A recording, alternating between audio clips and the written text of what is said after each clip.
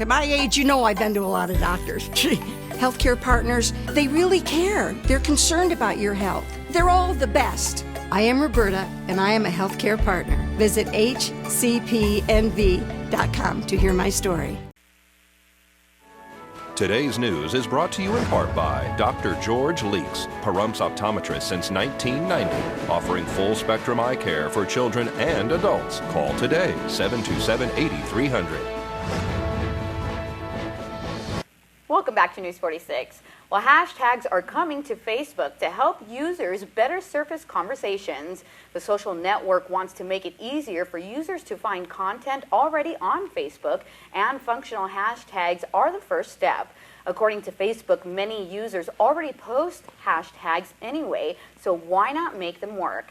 Hashtags will be both clickable and searchable.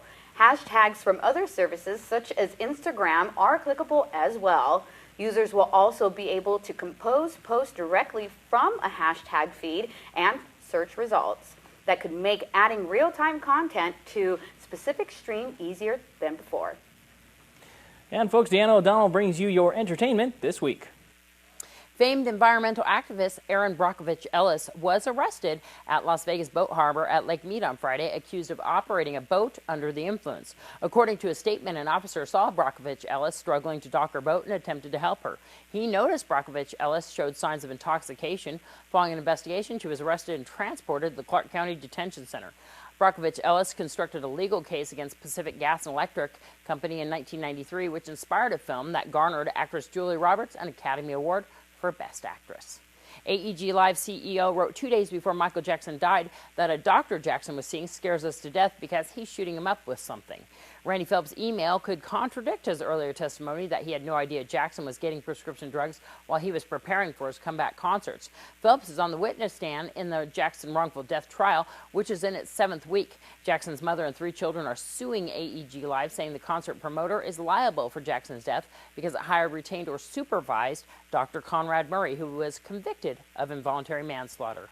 Glee star Jane Lynch's marriage to Laura Embry has reached the end of the road. The 52-year-old actress said in a statement that she and Embry, who she wed in 2010, are headed for divorce. Lynch met 44-year-old Laura Embry at a fundraiser in San Francisco in 2009. Lynch commented that up until then, she'd never dated anyone that she wanted to marry. Lynch is currently in a Broadway revival of Annie. She's portraying the role of Miss Hannigan.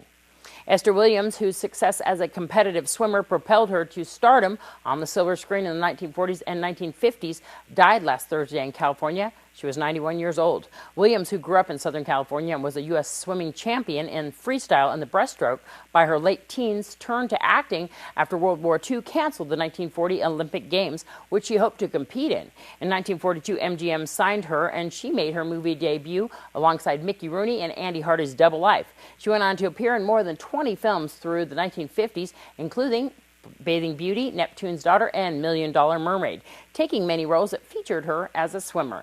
She was a 1966 honoree of the Florida-based International Swimming Hall of Fame. I'm Deanna O'Donnell. That's your entertainment this week. And let's join Angela Miles with a look at your first business brief.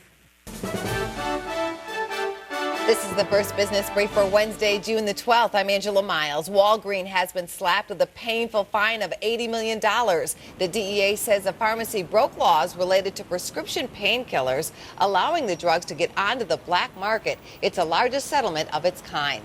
Consumers now pay a yearly average of $225 in overdraft fees, even with overdraft protection. The fees are a big source of revenue for banks. The Consumer Financial Protection Bureau says the fee structure is abusive. The Obama administration is out with a new tool called eGallon. It gives motorists a state-by-state look at how much it costs to drive an electric vehicle. Right now, the national average is $1.14 per eGallon. A gallon of unleaded gas is $3.63. Hybrids and electric cars account for just 3.3% of the entire auto market. That's the first business brief. I'm Angela Miles. Well, folks, with that really bad heat warning we had over the last couple days, over the weekend, in fact, Yes. It was really bad heat warning. It looks like the temperatures have cooled off a little bit, but I don't necessarily think they're enough to get outside of the triple digits. Yeah. So we're going to find out with Ian B. Clark right after the break with a look at weather.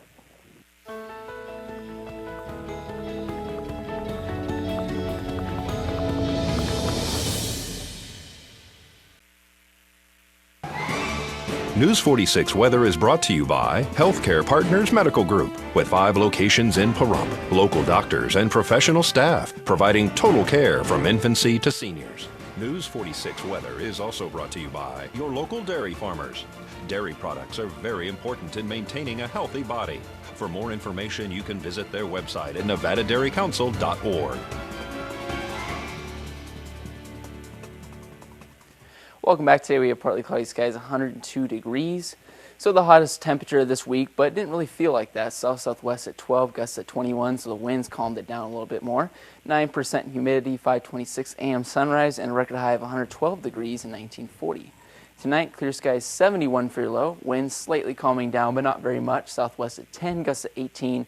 Humidity going up 8%, I believe, 17%. 8:02 p.m. sunset and a record low of 52 degrees in 1937.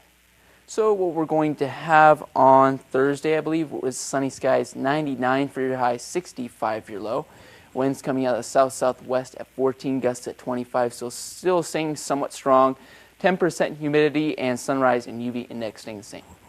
Our 7-day forecast, all our temperatures are pretty much around, highs staying around the upper 90s, lows staying around 65 degrees. Sunny skies all those days, and Sunday is Father's Day. Well, surprise, surprise. Looks like we are going to have double digits pretty much the rest of the week. Yay So, for the 90s. All right. Thanks, Ian, for making that happen. Well, folks, I think it's going to do it for this edition of News 46. I'm Rick Vale. And I'm Monique Mitchell. And from everyone up here on the hill at KPVM, we wish you a safe evening, and we'll see you here again tomorrow night. Until then, good night, Pahrump. Good night.